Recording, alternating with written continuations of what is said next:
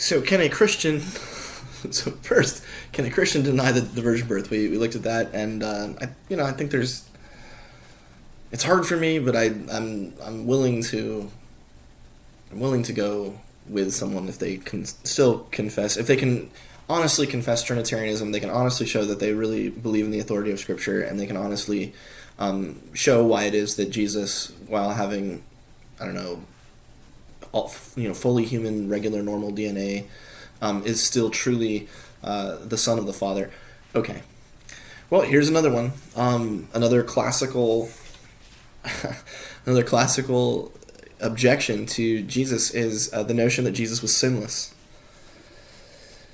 Now, this one's a big deal because for a lot of, especially Protestant Christians, and now really Catholic and Orthodox as well, there's an element of Jesus' sinlessness that seems to be required for salvation, right? Depending on how you sort of handle atonement, Jesus has to be. So, if for example you believe in penal substitutionary atonement, right, where the basic view is that you're a sinner, God cannot tolerate sin, and Jesus, who is not a sinner and who is also eternal, steps in and takes your place. That sort of representational, sacrificial view, you really do need to hold on to a full-blown doctrine of sinlessness, and you can't. And the thing is, Jesus can't save if he is not sinless, right? And as a result, that has to be heresy. What I want to try to do is motivate a view that takes a different view of sin, or maybe a broader, more biblical view of sin. Notice that, more biblical, not less. And could say maybe there's an element, maybe there's a way in which Jesus is sinless and a way in which he's not, and hold those two together and say Jesus is sinless, or is as sinless as needed to be a sacrifice and represent humanity, but Jesus is also human enough to truly represent us. So let me motivate you, and you can. Your mileage may vary, but this is how it would go. Now, the Enlightenment critique was something like this. The Enlightenment critique was like, well, Jesus is really a human being. No human being could ever not lie, cheat, or steal, right? This is kind of like the Enlightenment take on Jesus' sinlessness. The idea would be that whatever Jesus was, no one could be truly morally pure and be truly human. Moral purity. Moral impurity is almost it's a necessary feature of humanity, and therefore, whatever we want to say about Jesus, we can't say that he's sinless. So that's kind of the origin of this view. The origin of the view is like, if we just take an honest look at humanity, there's no way that Jesus could be in any sense sinless. Well, I want to push it from a different view because I think that's kind of naive. Surely, if someone is fully possessed of the Spirit of God, that the Spirit of God has fully assumed this man Jesus of Nazareth, that this man Jesus of Nazareth is truly the incarnation of the pre-existent second person of the Trinity, which you kind of have to, we're saddled with that. As Trinitarians, we just have to believe that. If that's the case, it sure does seem like Jesus could probably be sinless. Could probably, always choose to do the right thing. But here's where I think that the Enlightenment critique does have some fangs, does have some cash value, and that is this. One of the problems with classical views of sinlessness is that they don't take sin seriously enough. And by that I mean they don't have a really truly biblical account of sin. Let me show you what I mean. If you look at the Old Testament and you start to think about how the Torah, the instruction, the law of God, categorizes sin, well, sin is not just moral failure, right? There's a lot more to the law than just the Ten Commandments, as it were. In fact, the Ten Commandments are, they're great, and we need them, but they actually form a very, very small part of sort of the notion of what's right and wrong. So, for example, if you're paging through Leviticus, you find out that various things like what's one? Genital emissions, right? Both male and female emissions, in one case of semen, in the other case of blood. Those are sin, but also pretty unavoidable, right? And I mean, yeah, you can look it up. But yeah, it's in there, and so in order to deal with things like, for example, nocturnal emissions for males, you have to make a sin offering in the Old Testament. There's something that's sinful about that. But wait, how is that possible? That's a nocturnal emission is by definition not something you choose, and to say nothing of a woman's menstrual cycle. Like there's no choice in any of that. And yet somehow the Old Testament, the law, thinks of those things as sin. There's something about them that's sinful. We could multiply examples because it's all across the Old Testament law, but over and over again, things that don't seem to have any moral bearing whatsoever are treated as issues of sin by the Old Testament law. And what that indicates is that the Old Testament, that God's definition of sin is not you doing a wrong thing. That's a subsection. It's a smaller section of a bigger issue, namely that sin, properly defined, is something like anything out of keeping with God's vision, God's eschatological vision. That's good.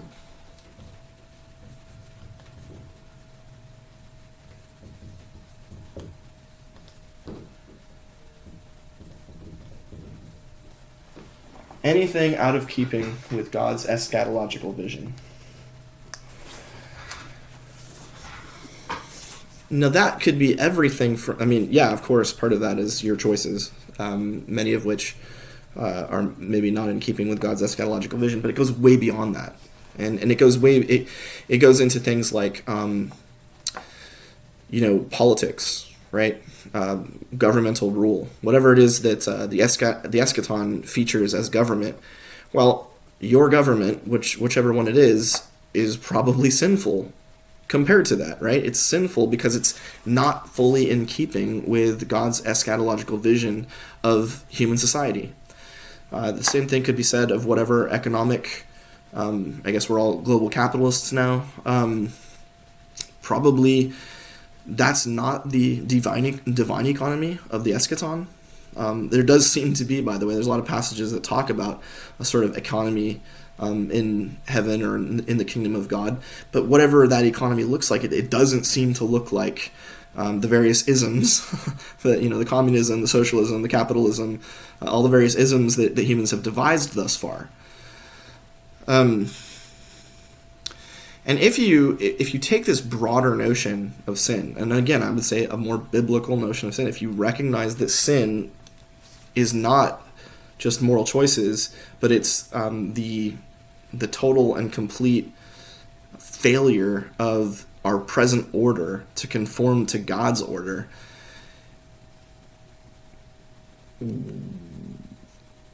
then you might think that there is a way in which just being human requires one to be bound up with a fallen or sinful society, order, existence. This is not, by the way, the Enlightenment critique, but I think it's a legitimate critique, we might be able to say something along the lines of, in order to be truly human now, to be fully conversant with the human condition, one must be a part, sullied by, this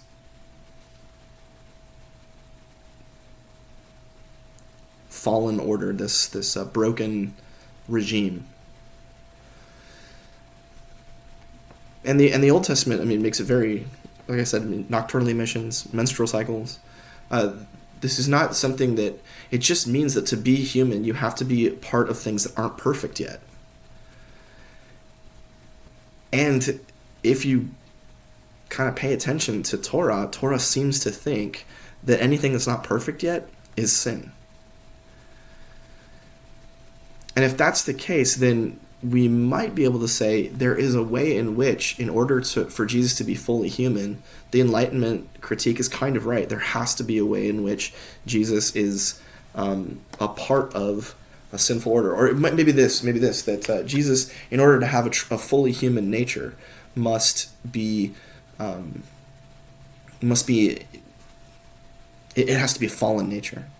It has, the nature that Jesus gets from Mary is not immaculate. It's not cleansed of original sin. That the whole point of Jesus is to receive this fallen state of humanity and then to purify it, redeem it, by joining it and uniting it to the nature and character of God.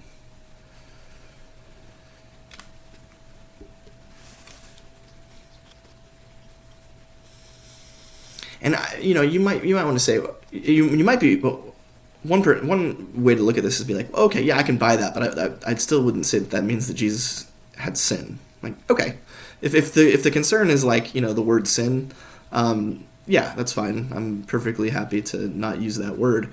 But I do think that there is, in contemporary Christology, well, just for the record, to say that Jesus has a fallen human nature is to break with the classical tradition.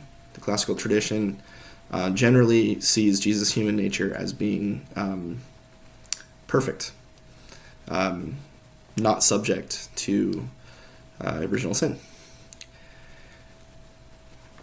And again, this is a concern. It's a prophylactic of sorts to protect Jesus, to protect to protect the Godhead from being anything less than perfect according to a classical schema. But what if being perfect, God's perfection, what if absorbing and assuming a full broken humanity is a part of that? There's a quote here from Bathrelas. Says, authentic humanity is humanity in God. Humanity cannot be thought of as something complete and self-contained prior to and independently of God, let alone against God. Unity with God is a defining characteristic of authentic humanity, without which the latter is not what it really is. This is why sin, which consists exactly in alienation from and in opposition to God, does not make us more but less human. Sin is a privation that distorts and minimizes our humanity. Well, you might be forgiven for noticing that, yes, if you think of sin as a privation, isolation, and alienation of humanity, that's something that we could say that Jesus overcame without saying that Jesus wasn't fully human. So that Jesus' sinlessness is not necessarily his, being perfect and his never choosing to lie, cheat, or steal, but Jesus' sinlessness is in fully absorbing the human condition and introducing it to unity with God. And again, all I'm saying here is it seems to me like we could have a Big Tent evangelicalism that could have space for someone who thought that. We could probably worship with somebody who thought that, even if we're deeply convinced that Jesus is sinless. Because whatever this definition of sin is, it's increasing, not decreasing, Jesus' capacity to save us. And that's what's important about Chalcedon. That's what's important about Christology, is that Jesus can save. And so if someone comes along and says, I believe in a fallen Christ, it just sounds awful. But if they said that, the question would be, what do you mean? And if they mean something along the lines of what I've just kind of sketched out, seems like that could still be orthodox.